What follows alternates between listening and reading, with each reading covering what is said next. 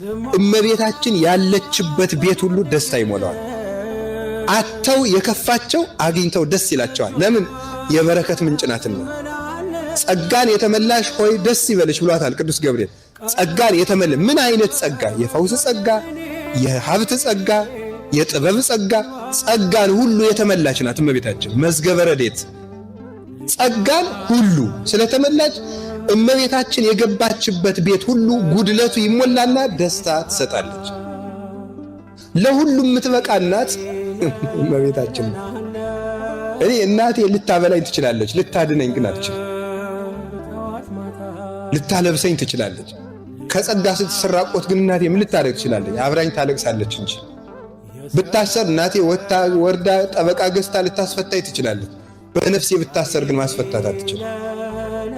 እመቤታችን ለሁሉም የምትበቃ ናት። ሐኪም ትሆንናለች፣ መጋቢ ትሆንናለች፣ መምህርት ትሆንናለች፣ መጠለያ ትሆንናለች፣ ሀገር ትሆንናለች፣ ጌጥ ትሆንናለች፣ መነጽር ትሆንናለች፣ መልካም ቃል ለጆሮአችን፣ ለእዝኔ ሰናይ ዜና፣ ለጆሮዬ በጎ ዜና ነሽ፣ ለአንደበቴ መልካም ቃና ነሽ፣ ለዓይኔ ኩል ጌጥ ሞገስ ክብር ነሽ፣ ለክሳዴ ባዝግና፣ ለአንገቴ ደግሞ ዝርግፍ ወርቅ ክብር ሞገስ ጌጤ ነሽ ይላታል አባ ጊዮርጊስ እመቤታችን ሲያመሰግናት። ጌጥ መሆን ይውላችሁ ልብስ ምግብ አይሆንም፣ ምግብ ልብስ አይሆንም።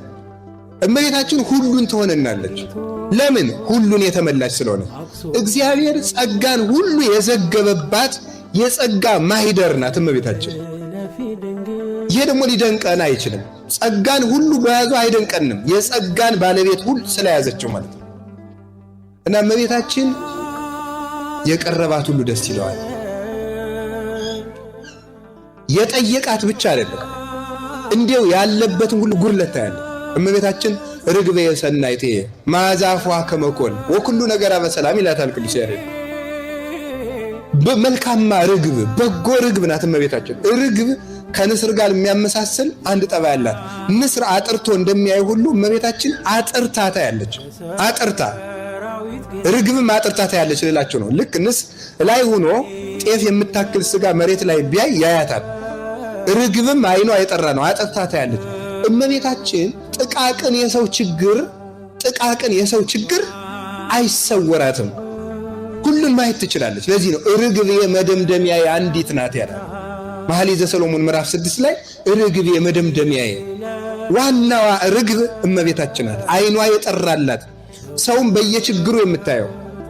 ቃና ዘገሊላ ላይ ሁሉ በልጦ ጠጥቶ ደስታ ተድላ ደስታውን ሲፈጽም